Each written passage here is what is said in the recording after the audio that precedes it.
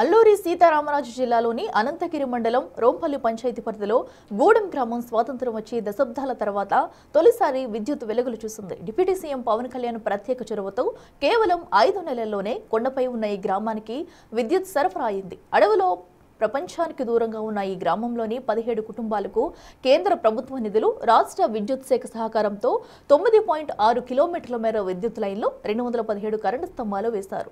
ఒక్కో ఇంటికి 5 బల్బులు, ఒక ఫ్యాన్ అందించారు. కార్తీక పౌర్ణమి రోజున ఇళ్లలో విద్యుత్ కాంతులు చూసిన గిరిపుత్రులు ఆనందోత్సాహాలతో ఉప ముఖ్యమంత్రి చిత్రపటానికి పాలాభిషేకం చేశారు. ఎన్నో సవాళ్లు దాటి వెలుగులు నింపినందుకు పవన్ కళ్యాణ్ విద్యుత్ శాఖను అభినందించారు.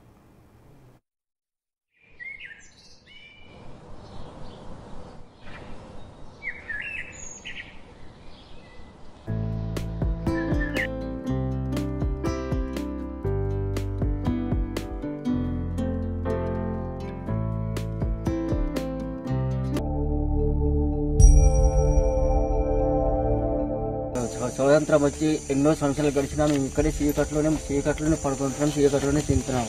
కాబట్టి మాకు ఎటువంటి సదుపాయాలు లేవు ఇంతవరకు.